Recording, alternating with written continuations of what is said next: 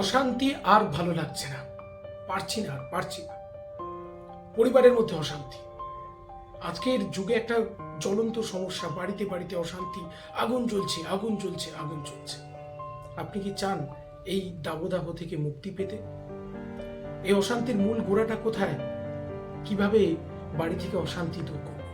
আসুন এই প্রশ্নগুলোর উত্তর আজকে আমরা খুঁজে নিই। জানতে হলে সঙ্গে থাকুন। অশান্তির বাড়িতে বিশেষ করে আজকে যে অশান্তিগুলো চলে তার মূল কারণ হচ্ছে কেউ কাউকে মানতে চায় না, এতটুকু অ্যাডজাস্টমেন্ট করতে চায় না, সবাই শুধু নিজে ভালো থাকতে চায়। এটা হচ্ছে প্রথম সবচেয়ে বড় সমস্যা। কেউ কাউকে মেনে চলতে পারছে না, আমি যেটা বলবো সেটাই তোমাকে শুনতে হবে। এটা একটা গুরুত্বপূর্ণ সমস্যা। এই মানার বোধ নেই বলেই আজকে সংসারে এত অশান্তি। উচ্ছৃঙ্খল জীবনযাপন, আমি যা বলবো তাই তোমায় মানতে হবে। এবং আমি কাউকে মানি না, আমি নিজেকেই নিজে মানি, আমি কারো কথা শুনতে চাই না। এগুলো হচ্ছে আজকে পরিবারে অশান্তির মূল জায়গা। পরিবারে একসঙ্গে থাকতে গেলে মতের অমিল হবেই, সব সময় হবে। তো সেই মতের অমিল হলো, ঝগড়াঝাটি হলো, এর পরের কায়দা কিন্তু একসঙ্গে আবার মিলমিশ হয়ে যাওয়া। যখন হলো তখন সেটাকে মনের মধ্যে গিট দিয়ে বসে রইলাম, আমি আর কথা বলবো না, আমি আর ওর সঙ্গে কথাই বলবো না। এইরকম করতে গিয়ে ইগোর কমপ্লেক্সে ভুগে আমরা পরিবারটাকে অশান্তিপূর্ণ করে তুলি। মনে রাখবেন, পরিবারের মানুষগুলো আমরা একসঙ্গে এক ছাদের তলায় আমাদের থাকতে হয়।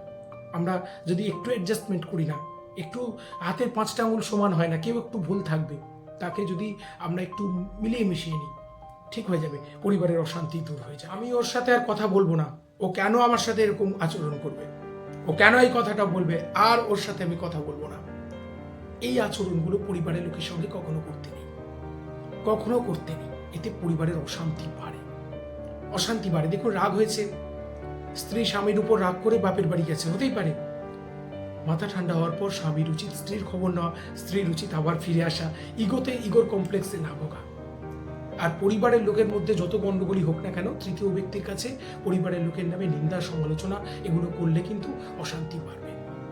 আর এর জন্যই পজিটিভ ভাইব্রেশন দরকার, পরিবারের মধ্যে পজিটিভ ভাইব্রেশন দরকার। পরিবারের সকলে মিলে একসঙ্গে খাওয়া দাওয়া করার দরকার, পরিবারের সকলে মিলে একসঙ্গে বেড়াতে যাওয়ার দরকার।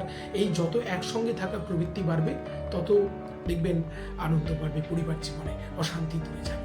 মেনে চলা যত বাড়ে, পরিবারের শান্তি তত বাড়ে।